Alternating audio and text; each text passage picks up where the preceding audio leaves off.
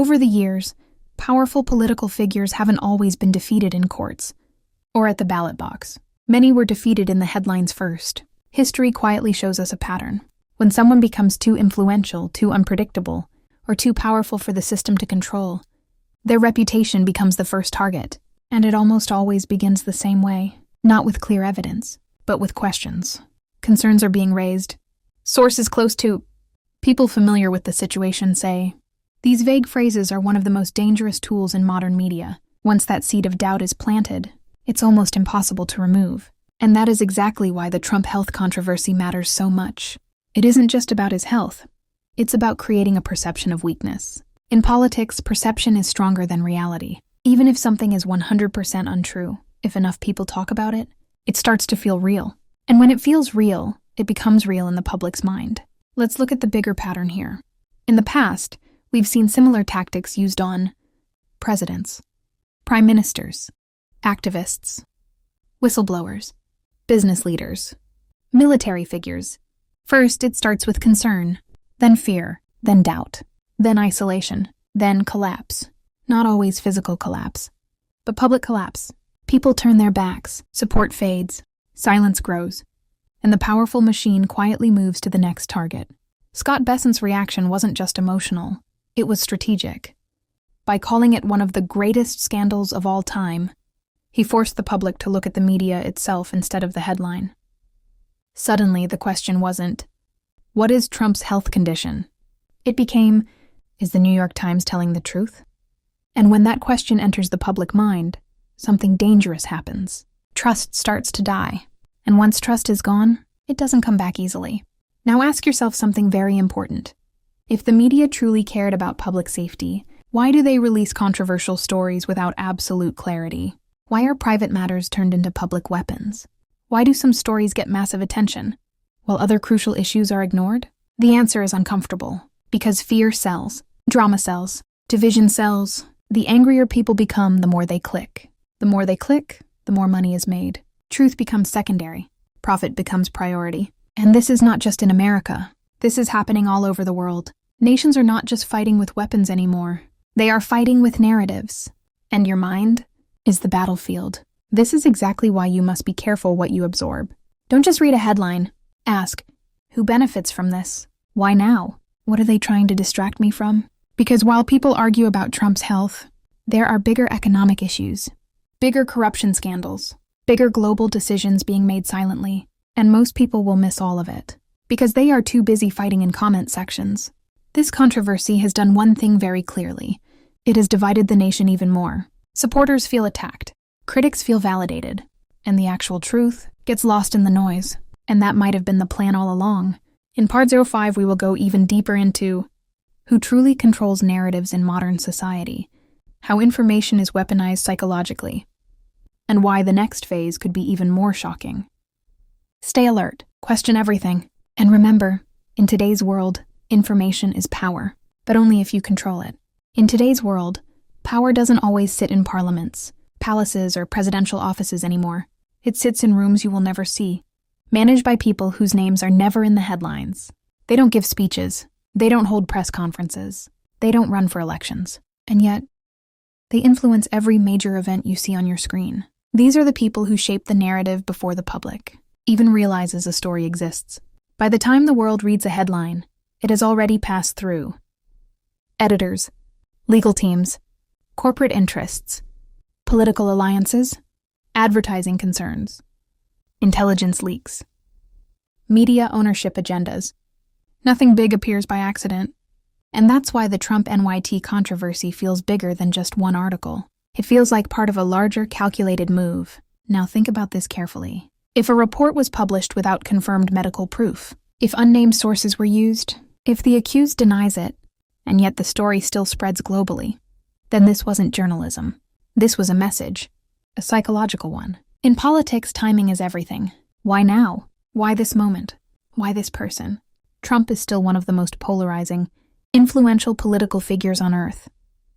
Whether you support him or not, one truth remains. He commands attention. He divides opinion. He drives numbers.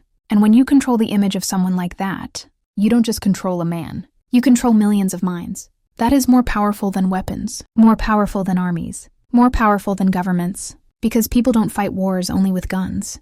They fight wars with beliefs, and beliefs are created through repetition. Say something once, people ignore it. Say it twice, people question it. Say it 100 times, people accept it as fact. This is the most dangerous psychological trick in human history, and it is being used right now, every day, on every platform. The media may call it reporting, but in reality, it is programming. Programming minds to think a certain way, to fear a certain group, to trust a certain side, to hate a certain voice, not because of truth, but because of usefulness. Question: if this can be done to a former US president, what do you think can be done to an ordinary citizen? Your reputation, your voice, your identity, all of it can be rewritten by a headline. That is the terrifying reality of modern power. And most people don't even realize they are being influenced. They don't research. They don't check original sources. They don't question data. They scroll. They react. They share. And the machine keeps moving. Now here's the part that should really make you think. This story has pushed two major outcomes. It damages trust in one individual. It damages trust in traditional media. Either way, the public loses, because a society without trust is easier to control. When people don't believe anything, they will believe anything. And that is exactly how chaos is created. Now imagine a future where you don't trust media, you don't trust government, you don't trust doctors, you don't trust elections, you don't even trust each other. That is the perfect environment for absolute control. No resistance, no unity, no reality, just confusion. And the more confused people are, the easier they are to manipulate. This is why this story matters more than it seems. It's not just about Trump. It's not just about the New York Times. It's about the dangerous direction the world is going in. In part 06, the final part, we will connect everything together and reveal what this truly means for the future, where society is heading next, and how you can protect your mind from manipulation. If you've reached this part, then you already understand something most people don't. This was never just a story about Trump, and it was never just about one media outlet. This was a warning sign, a signal that something much bigger is happening in the world of power, information, and control. Because when truth becomes flexible, when facts become optional, when headlines become weapons, democracy doesn't disappear overnight. It fades quietly, one article at a time, one false claim at a time, one manipulated narrative at a time. And the scariest part?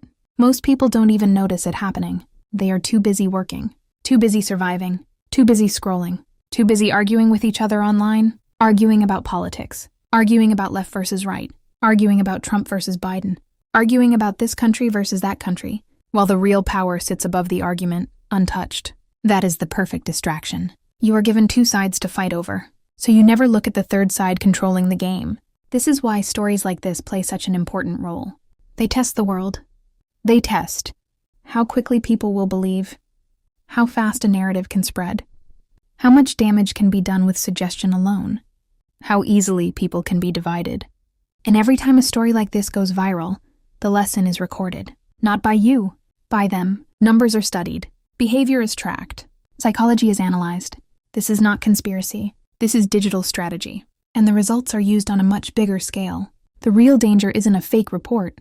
The real danger is a trained population, trained to obey headlines, trained to react emotionally, trained to pick sides, trained to never step back and question the full picture. But here's the truth they don't tell you. The moment you start questioning, you break the system. The moment you stop reacting emotionally, you gain clarity. The moment you stop accepting everything as fact, you become powerful. They don't want educated minds. They want predictable minds, because predictable minds are controllable.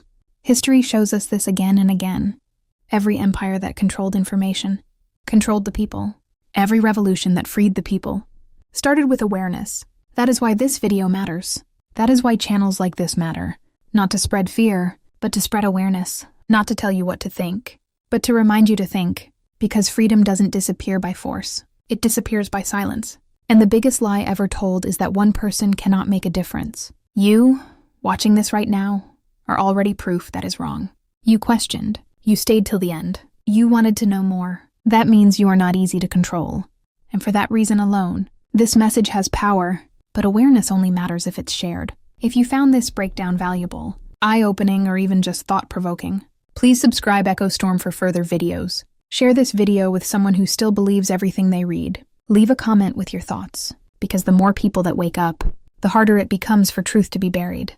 This isn't the end of the story. It's the beginning of a new kind of thinking, and Echo Storm will be here for it. Please subscribe to Echo Storm for further videos.